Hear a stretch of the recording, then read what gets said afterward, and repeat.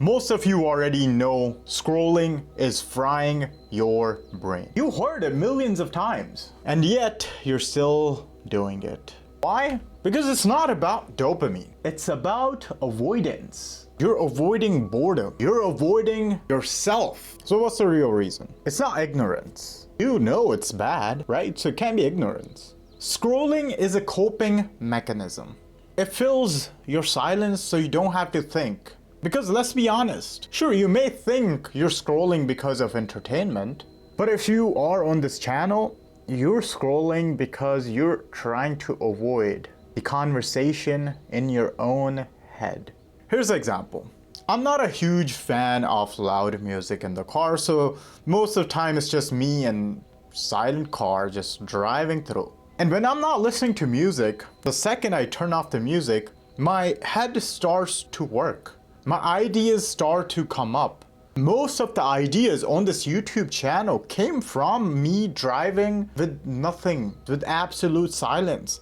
And those were one of the best videos. Those were one of the best ideas. And on the other side, when the music is on, even if I try to come up with ideas, even if I try to use my brain and be like, let's think about something, I can't.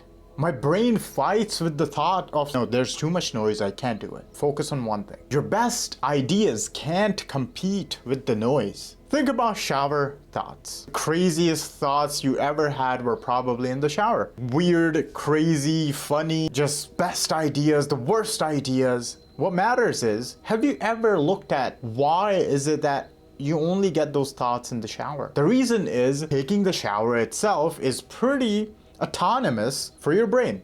Your brain doesn't need to think continuously how to, oh, let me put shampoo, oh, let me put soap and scrub.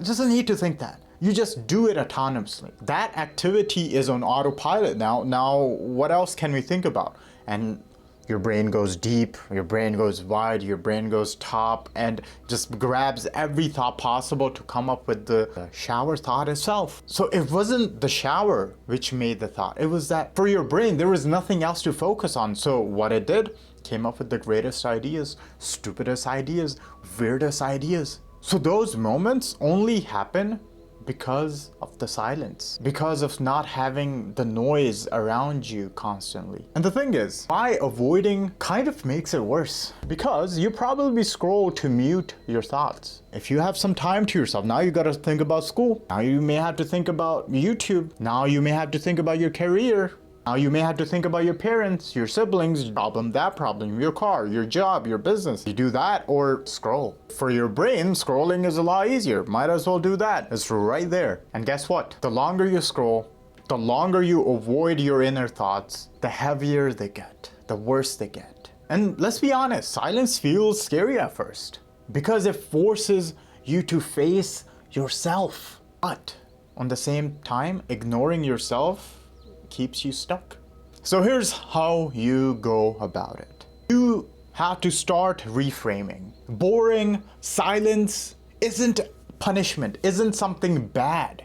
First of all, it's part of life. Being boring, being in silence is part of life. It's practice. You have to do those things. They will never go away. So what you need to do is you need 10 to 15 minutes off your day. Consciously, you have to choose for silence. For being with yourself. Come on now. Come on now. Being with yourself for 10 to 15 minutes without some outside factor just influencing you. It doesn't have to be that, you know what, you need to set up a timer and now you have to sit for 10-15 minutes. No, you can do it at the gym. You can do it while you're doing cardio. You can do it while you're driving to work, coming back home. All you need is 10 to 15 minutes per day.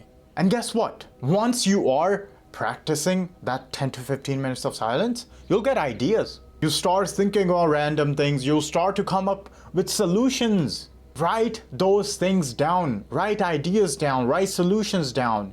Write things that your brain wants you to do. Write them down so you can use those things. Those ideas are useful. And while you're doing that, try to stay away from the phone. Literally keep it away. Don't keep it in the cup holder. Don't keep it right there in front of you where you can grab it the second the screen brights up. Actually, turn off the screen. Why is it brightening up? It doesn't, however much you tap on it, it doesn't come on. Any notification, it doesn't come on until I press the button. You control it. Do that. Put it on grayscale. Make it boring so you don't go on it. Delete the apps if you have to. Is having TikTok on your phone worth more than you and your life? It doesn't. It's not. I don't care what you say. So your focus, your ideas, they're broken. You're not weird. You're not like, oh, I don't have ideas. No, you're just overcrowded with noise, my guy. Cut it off. Cut it off. You already know scrolling is bad. I know you do, because everyone in the goddamn world tells you that. Yet you don't listen. But that's not even the point. The point is that you are avoiding yourself. You are avoiding your inner dialogue. You're avoiding your inner thoughts. You are avoiding the greatest ideas you could ever have. That's the point. So sit with yourself. The thoughts that you're avoiding might be the thoughts that may change your life. If this is something that you can relate, I put together a free mini reset kit down in the description. It has my core focus and reset systems in there, and which you can actually apply to your own life. Grab it in the description. It's free. This is my comeback, and this can be yours too. I'll see you next time. Thank you very much.